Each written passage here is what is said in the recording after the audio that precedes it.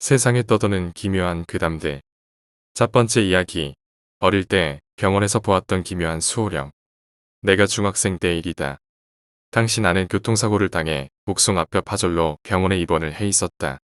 내 기억으로 대학병원은 아니었고 약 5층 정도로 작지도 그리 크지도 않은 병원이었는데 그곳에서 내 바로 옆자리에 있던 형이 들려준 섬뜩한 이야기가 한 가지 있었다. 그것은 바로 어느 간호사에 관한 이야기였는데 때는 내가 입원을 한 지 일주일이 되던 날이었다. 학생 많이 아프겠다. 5인 병실이었지만 그곳에 입원해 있던 사람은 그 형과 나 둘뿐이었고 서먹서먹한 분위기 속에서 형이 먼저 내게 말을 걸어왔다. 아, 괜찮아요. 조금 지나면 통증도 없을 거래요. 근데 형은 뭐 때문에 입원하신 거예요? 그러자 그 형은 머리를 극적이며 너털웃음을 짓더니 대답했다. 뭐, 별건 아니고 내가 평소에 승부욕이 좀 강한데 축구를 하다가 우리 팀이 져서 홧김에 골대를 확 쳤다가 정강이 뼈가 부러졌지 뭐야. 난 그 말을 듣고 우만상을 지으며 대답했다. 뼈가 부러질 정도면 정말 아프시겠어요. 하지만 그 형은 무엇이 그리 신난지 대화 내내 웃고 있었다. 뭐 살다 보면 이런 일도 있고 저런 일도 있고 그런 거지 뭐. 그나저나 동생은 그럼 몇 살이야? 아, 저는 16살이에요. 형은요? 아, 중학생이구나. 나는 오래계란, 한판, 박근철이라고 한다. 우린 그렇게 친해지기 시작했다. 둘 다 다리를 다친 환자라서 이동을 할 때면 항상 휠체어에 의존해야 했고 화장실을 갈 때도 바람 쐬러 나갈 때도 우린 꼭 붙어 다녔다. 마치 친형제처럼. 내 부모님은 맞벌이를 하시는 탓에 처음 입원할 때 외에는 잘 들려보지 못하셨다. 한창 놀고 떠들 나이의 당시 나로선 그 형이 옆에 있어서 참 다행이었다고 생각이 들었다. 그리고 밤 공기가 좋던 어느 날 그 형이 먼저 내게 그 섬뜩한 이야기를 들려주었다. 준아, 너 혹시 그 소문 들어봤어? 소문? 어떤 소문이요? 이 병원에 간호사 귀신 있다는 거 말이야. 나는 순간 웃음이 터져 나왔다. 나이 30씩이나 되는 형이 이런 유치한 소문을 믿나 싶어서 말이다. 형 그런 걸 믿어요? 하지만 그 형은 진지했다. 나도 처음엔 병원이니까. 당연히 귀신 그런 거 믿는 사람들한테서 놔두는 얘기이겠구나 싶었어. 근데 내가 장난 좀 친다고 간호사분들한테 가서 물어봤었단 말이야. 그 간호사 귀신 얘기 알고 계시냐고. 근데 대답도 안 해주시더라. 아예 쌩 까는 거 있지? 바쁜데 방해하니까 그런 거 아니에요.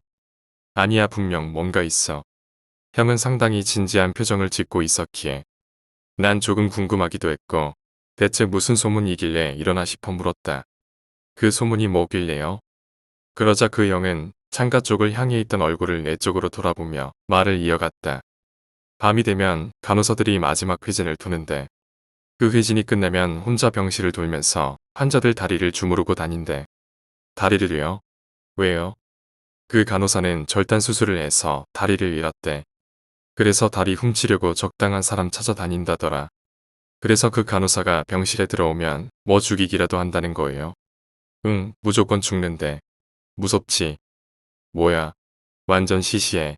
형 그런 거 다 뻥이에요. 난 대충 그렇게 대답을 하며 침대에 걸터앉아 있던 다리를 침대 위에 올린 채 시계를 보았다. 항상 자기 전에 주사를 맞는데 여전히 그 시간이 찾아오고 있었다. 그때였다. 그 형이 휠체어를 타라는 모습이 눈에 들어왔다. 어디 가시려고요? 응, 로비에 잠시 다녀오려고. 그리고 병실을 빠져나가는 모습이 보였다. 그러고 보니 형은 항상 내가 주사를 맞을 시간만 되면 병실에 없었다. 난 그저 주사를 무서워하나 하며 혼자 속으로 생각을 했고 뒤이어 간호사분이 내게 다가와 말씀하셨다. 다리는 좀 괜찮아요? 아직 많이 아프죠? 아, 뭐 요새는 좀 괜찮아요.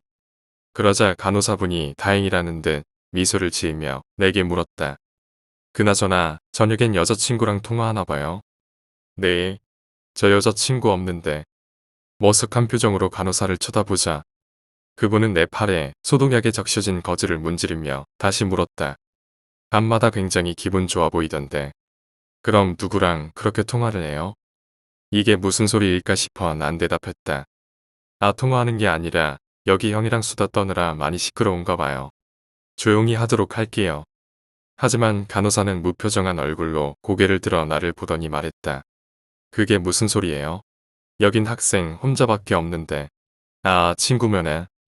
아니 그게 아니라 혼자라니요. 여기 제 옆자리 근처리 형. 말문이 막혔다. 이게 무슨 상황일까 싶었고 문득 밤마다 형이 내 다리를 주물러 주던 것이 생각이 났다. 그것도 내가 잠든 후에 말이다. 그때 갑작스레 병원 복도에 비상벨이 울리기 시작했고 간호사는 이야기를 하다 말고 주사만 얼른 놓은 채 잠시 기다리라는 말과 함께 황급히 병실을 빠져나갔다. 그리고 그날 밤 균철이 형은 돌아오지 않았다. 그 다음 날도 또 그 다음 날도 병원에서 퇴원할 때까지 난 그 형을 보지 못했다. 나중에야 퇴원하기 직전에 간호사 분께서 이런 이야기를 해주셨다. 예전에 이 병원에서 일하던 남자 간호사가 있었는데 사고를 당해 다리를 절단하는 일이 있었다고. 그는 수술 중 과다출혈로 사망을 했는데 믿거나 말거나지만 간혹 다리를 다쳐 병원에 입원하는 사람들 중에 그를 보았다는 사람들이 종종 있다고 했다. 회진이 끝날 시간 혼자서 병실을 돌며 본인과 비슷한 다리를 다친 환자들의 다리를 주무르고 다닌다고 한다. 마치 빨리 나으라는 듯 말이다.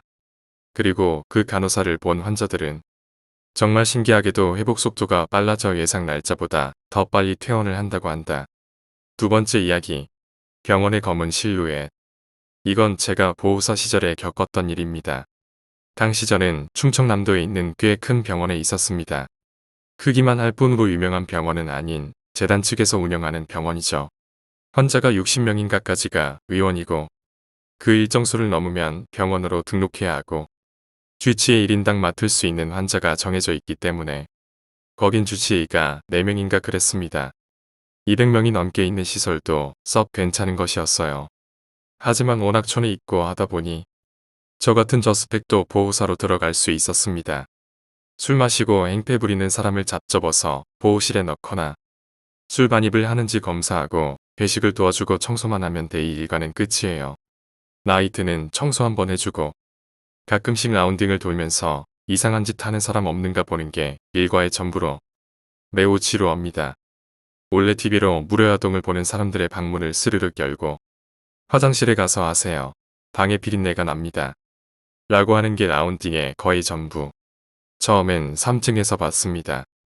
2층은 요양병동이라 어르신들이 많고 3동은 완전 개방, 5동은 폐쇄와 개방병동이 반으로 나눠져 있어서 비밀번호를 누르고 들어가야 합니다.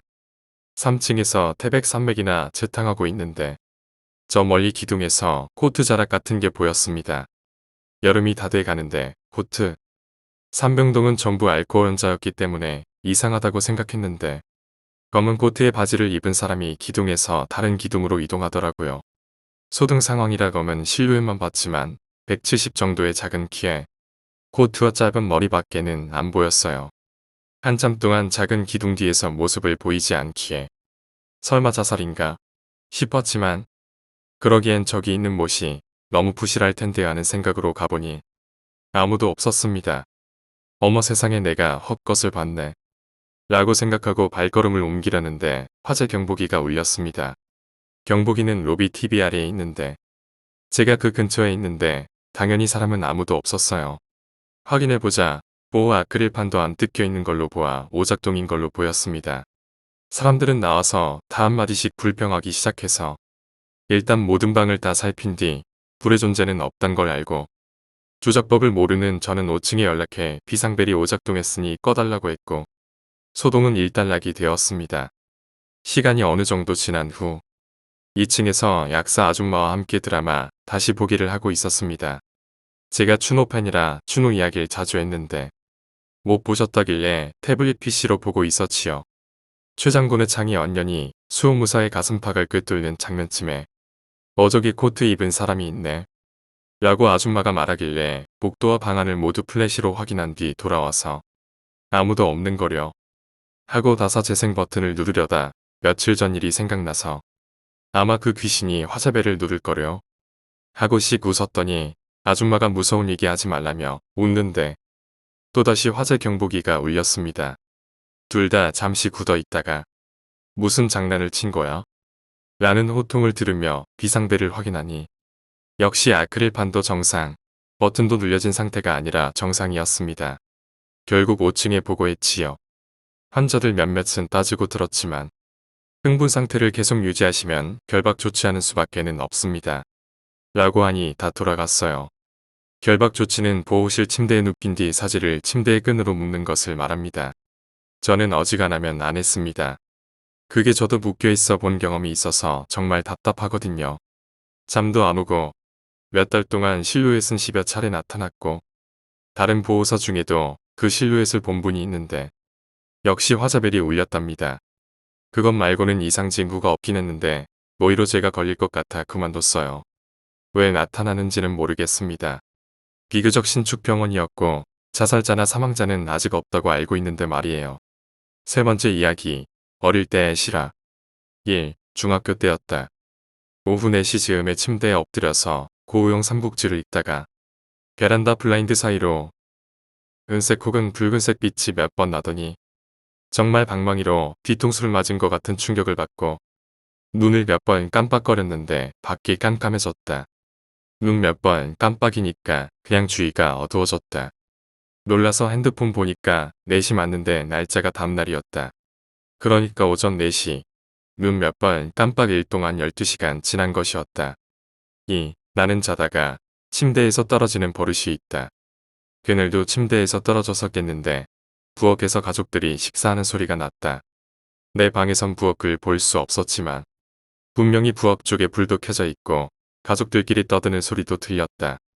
무슨 밤에 피자 같은 걸 처먹고 있나? 라고 생각을 했는데 떠드는 소리 중에 내 목소리도 들렸다. 무서워서 그냥 떨어진 채로 잤다. 다음날 보니까 설거지 그릇이 없었다. 네 번째 이야기. 기괴한 아파트. 1. 의문의 괴음.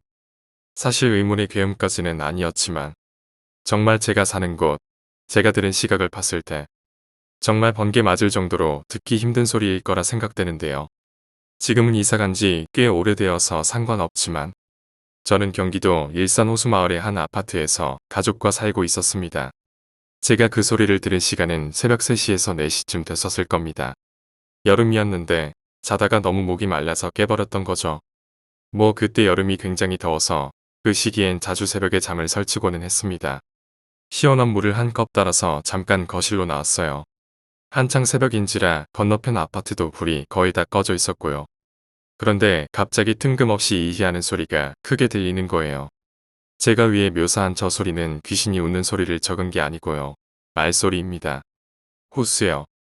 분명 제가 들었던 기억으로는 저희 아파트가 쩌렁쩌렁 울릴 정도로 크게 들렸었거든요. 아랫집이 내셔널 지오그래픽을 음량 최대로 틀어도 그 정도는 안 났을 거예요. 당시에 깜짝 놀라서 엄마 아빠를 깨워볼 생각도 했지만 말 우는 소리가 들려서 깨웠다고 하면 깜따고 한 대 맞을 것 같았어요. 그래서 그날은 뒤숭숭하게 자고 다음날 혹시 말 우는 소리 못 들었냐고 했더니 아무도 들은 적이 없다고 하네요. 2. 워킹 슬립. 저는 잠을 잘 때 잠에 들기까지 시간이 좀 들어서 그렇지 막상 잠을 자기 시작하면 얌전하게 자는 편입니다. 그때는 집이 가세가 기울기 전이라 한 명 있는 형이랑도 따로 방이 하나씩 있어서 조용하게 잘 잘 수 있었죠. 근데 어느 날 갑자기 엄마가 너 어제 일 생각 안 나냐고 하더라고요. 저는 뭔 소린지 대체 감도 안 잡히고 어제는 합기도장 다녀와서 지쳐 일찍 잔터라 뭔 일이 있었냐고 되물었어요. 그러니까 엄마가 얘기를 해주는데 이 일도 의 얘기와 비슷한 시간에 발생했더랍니다. 그림은 추가 안 했는데 저희 집은 안방, 내방, 형방, 화장실 플러스 안방, 화장실 이렇게 구조가 돼 있었어요. 근데 거기서 살 때 왜인지는 기억이 안 나지만 엄마 아빠가 자는 안방은 항상 잘 때는 문을 꼭 닫고 주무셨어요. 근데 그날 새벽에 갑자기 누군가가 안방을 쿵쿵 치더랍니다. 엄마 아빠를 배려한 가족 구성원이라면 콩콩 노크를 했겠지만 그 정도 강도가 아니었다는 거예요. 그리고 무엇보다 매일 문을 닫고 주무시는 건 가족이 다 알고 있지만 문을 잠근 적은 한 번도 없었기에 열려 있는데 노크의 의미가 없었죠. 그래서 엄마는 도둑이 들었나 싶어서 아빠를 황급히 깨웠답니다. 아빠도 놀란 기색을 감추면서 누구야? 하고 크게 소리쳤대요. 그런데 대답은 없고 계속 문만 주구장창 쾅쾅 치더랍니다. 그래서 아빠는 혹시라도 해코지라도 당할까봐 단단히 맘먹고 벌컥 여셨대요. 아니 근데 어이가 없기도 제가 두들기던 오른손을 어깨 위로 든 채로 서 있었답니다.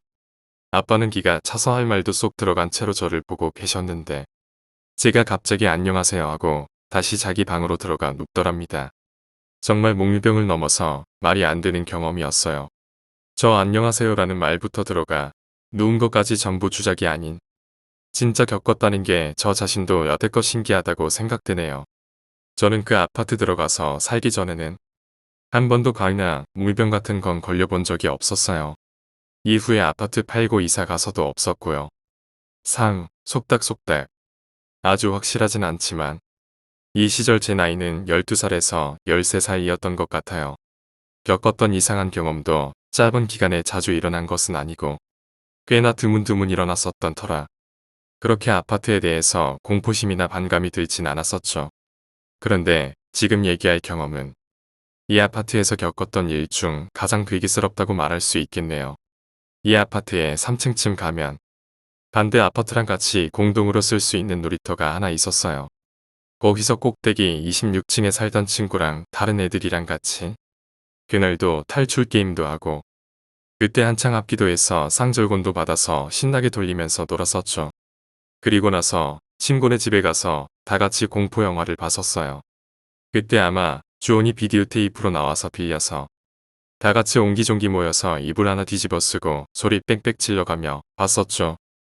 그 주원이란 영화 보고 나서 진짜 2주는 잠을 제대로 못 잤어요. 제가 귀신이랑 또 제일 무서워했던 게 어두운 거였거든요. 침대 틈이나 빼꼼 문 열린 화장실 문 틈 이런 거 정말 싫어해서 자기 전에 문은 닫았고 미라처럼 머리끝까지 입을 꽁꽁 싸매고 잤었어요. 심지어 토키오인지 토시오인지 아는 애새끼 이불을 들추면 나오는 장면 있죠. 그때는 그놈 때문에 뭐든 무서워서 정말 돌아버리는 줄 알았습니다. 그 일을 겪은 날은 부모님은 잠깐 어디로 여행 가시고 형이랑 저만 집에 있었던 날이었어요. 형은 자던 대로 자기 방에서 자고 저는 신나서 안방에 엄마 아빠 자는 큰 사이즈 침대를 혼자 독차지하고서 자려고 했어요. 그런데 그날도 뒤숭숭해서 잠을 못 자겠더라고요. 새벽까지 깨어있다가 배도 살살 아프고 해서 안방에 있는 화장실로 들어갔죠. 근데 방귀만 틱틱 나오고 배만 찌르르 아프고 해서 당시에 가지고 있던 슬라이드 피처폰으로 무료 게임타운인가 그걸 켜서 했어요. 기다리다 보면 시원하게 싸고 잘 수 있을까 봐서요. 근데 배는 좀 잠잠해졌는데 응가는 안 나오더라고요. 그래도 방귀는 좀 비었으니 폰은 닫고 일어나서 벽에 휴지를 뜯었는데 핸드폰 소리가 멈추니까 휴지가 걸려있는 벽에서 아주 작게 소리가 나는 거예요. 그래서 벽에 귀를 대고 들어봤는데 이게 진짜 이상하다고 할 수밖에 없는 게 그 벽에서 소리가 새 나오는 것 같으니까 귀를 갖다 대면 조금이라도 선명하고 크게 들릴 거 아닙니까? 근데 떨어져서 서서 듣나 귀를 대고 듣나 소리 크기가 똑같았어요. 들리는 소리는 진짜 멀리 있는 곳에서 두 사람이 수다 떠는 그런 느낌이었는데 무슨 말인지는 하나도 안 들렸어요. 애초에 그게 한국말인지 영어였는지도 안 들리는 거의 중얼거리는 수준이었던 것 같아요. 근데 웃긴 건 만약 그 소리가 아랫집에서 TV를 좀 크게 틀어놔서 들리는 소리라 하면 아랫집도 구조는 아파트라 똑같으니까 안방에 TV가 있고 우리 집 안방에 있어도 들려야 할 거 아니에요. 안방 화장실에 TV를 놓진 않을 테니까요. 그런데 화장실에서는 들리고 안방에서는 전혀 안 들리더라고요. 안방은 거의 무음에 가까웠죠. 이상하네. 뭐지? 하는 생각만 좀 들고 별거 아니겠지 하는 마음으로 다시 침대로 가서 꽁꽁 싸매고 그날은 그냥 잤어요. 근데 다음날 일어나고 씻고 나서 생각해보니까 그 화장실 벽 너머에는 아무것도 없어요. 저희 집 아파트는 13층 2분의 1동 라인인데 안방 화장실 휴지 걸린 벽은 그러니까 아파트 왼쪽 벽 끝은 셈이죠. 5번째 이야기. 밀양의 흉가. 이야기는 흉가 체험을 마치고 돌아오는 차 안에서 듣게 되었다. 돌아오는 차 안에서 아이의 홀령이 신경 쓰이고 있었기에 나는 운영자님께 물어봤었다. 운영자님, 이곳의 흉가는 왜 흉가가 된 거죠? 이곳은 처음 할머니, 아버지, 어머니, 큰아들, 작은아들 이렇게 5 식구가 살았어요. 회원분들께서 안 가보셨지만 집의 뒤쪽엔 비닐하우스가 있어요. 그곳에서 할머니가 일을 하시다가 돌아가시게 돼요. 그 후 1년 정도가 지나서 큰아들이 갑자기 아프기 시작했어요. 병원에 데려가도 병의 원인을 모르고 계속 아픈 거죠. 부모님은 지푸라기도 잡는 심정으로 무당을 찾아갔어요. 무당은 부모님을 보자 바로 그 댁에 어머니가 아들을 데려가려고 하고 있어. 당장 구술하지 않으면 큰일을 치르게 될 거야. 그리고 부적과 구술하였는데 소용이 없었던 것 같았어요. 아들이 아프기 시작하고 1년 정도 만에 죽어버린 거죠. 그리고 그 충격에 그 집의 사람들은 집을 팔고 떠나버린 거죠. 그 후 내 식구의 가족이 들어왔어요. 어머니가 밤에 화장실 갈 때 계단이 삐걱삐걱 올라가는 소리가 들려서 도둑인 줄 알고 남편을 깨워 올라갔더니 아무도 없었다고 했답니다. 아이는 2층에서 노는 것을 좋아했다고 합니다. 그 후 9개월 정도 지났을 무렵병의 원인도 모른 채 큰 아이가 아프기 시작했어요. 부모님은 근처 마을 사람에게 그전 가족의 이야기를 할머니가 아이를 데려간 것이다. 또 할머니가 데려가려고 하나라고. 당장 집을 이사할 수 없었기에 몇 달만 버티자고 생각했지만 역시 이야기를 듣고 당장 떠났어야 했었어요. 몇 달 뒤 큰아들이 죽어버린 거죠. 그렇게 아이를 잃은 가족은 떠나버렸고 그 뒤 소문이 퍼져서 아무도 그 집에 살지 않게 된 거죠. 그 이야기를 듣고 난 뒤 많은 생각에 잠기고 내게 보였던 그 아이는 그 집에서 부모님을 기다리고 있었던 걸까? 라고 생각하니 슬퍼집니다. 6번째 이야기, 정신병원 실화괴담. 경북에 위치하던 정신병원에 입원해 있을 때 이야기입니다. 대부분의 불면증 환자는 수면 유도제라는 걸 받습니다만 전 만성적인 편이라서 수면제를 받지요. 유도제는 수면을 유도하는 거고 수면제는 사람을 기절시키는 거라고 보시면 됩니다. 아무튼 저는 병원 내 재활활동으로 3층 병동을 청소하는 일을 하고 있었습니다. 정신병원이라 하면 떠오르는 그런 이미지가 아닌 모르고 보면 그냥 병원이에요. 게다가 개방병동이라 외출도 할 수 있고 휴대폰도 사용 가능하죠. 3층은 다른 층과 달리 돌로 된 바닥이었어요. 이유는 모릅니다. 1층은 딱딱한 카펫 느낌이고 2층은 장판인데 3층은 돌로 되어 있어서 열심히 닦고 돌아서면 더러워지고 있곤 했습니다. 게다가 전 사람들에게 모습을 보이는 걸 싫어하는 편이라 결국 새벽 3시쯤에 화장실을 포함해 복도와 로비, 데스크 등을 청소하기로 했지요. 음악을 들으며 고무장갑 등으로 무장한 채 3층으로 올라왔습니다. 자동 사냥은 15분 정도 걸리므로 최대한 빨리 끝내고 밤새고 아침에 자야겠다 하는 일상을 반복하고 있었습니다. 눈에 띄게 깨끗해진 3층은 나름대로 썩 성취감도 들고 좋더군요. 그런 어느 날이었어요. 일단 전 화장실부터 청소를 해요. 아무래도 물이 많이 튀고 청소하고 나가면 복도에 내 발자국이 찍히니까요. 주방 세제를 뿌리고 솔로 열심히 바닥을 푹푹 닦고 있는데 시선이 느껴지는 듯하여 고개를 들어보니 환자복을 입은 여성분이 입구에 서 있더라고요. 이 병원은 원장이 바뀌면서 기존의 환자복과 새로운 환자복이 있었는데 기존 의복을 입고 있었습니다. 사실 보호사들이 잡히는 대로 꺼내줘서 환자복이 지금도 2가지로 돌아다니고 있지요. 그래서 제가 청소 중인데 많이 급하세요? 라고 물으니 고개를 끄덕끄덕 하시더라고요. 바닥에 세제가 묻어 있어 미끄러우니 조심하세요. 하고 저는 밖으로 나와 있었습니다. 여자방은 1층과 2층에 있는데 2층 폐쇄하니까 1층에 화장지가 다 떨어져서 올라왔나 보다 하고 담배 한 대 피우면서 좀 있으니 나오길래 다시 화장실 청소를 마무리 짓고 대걸레로 복도를 닦기 위해 나왔습니다. 병원 구조가 옷장 모양이에요. 한 일자자가 병실이 배치된 복도죠. 그 복도 끝 한 부분에 그 30대 여성분이 앉아 있었어요. 엘리베이터의 고장을 생각해 버튼을 눌러보니 잘 열리길래 왜 저러고 있냐? 하면서 반대쪽부터 닦기 시작했어요. 바닥을 닦으면서 뒷걸음질하고 있는데 뭔가 이상해서 뒤를 돌아보니 1m가량 뒤까지 여자가 다가와 있었습니다. 굉장히 불쾌했죠. 저 같은 대인기 피증이 조금이라도 있는 사람들은 뒤에서 누군가 바라보고 있다는 사실은 확 짜증이 일만하죠. 저도 30을 바라보는 만큼 한마디 하려다가 여긴 알코올 중독자들이 많은 병원이지만 정신 이상자들도 있다는 생각이 들어서 그만두고 청소를 하는데 그녀는 제가 청소를 하는 동안 1m 거리를 두고 따라다녔어요. 굉장히 신경이 쓰였지만 내일 보호사들에게 라운딩 제대로 돌라고 한 소리 해야겠다고 생각했어요.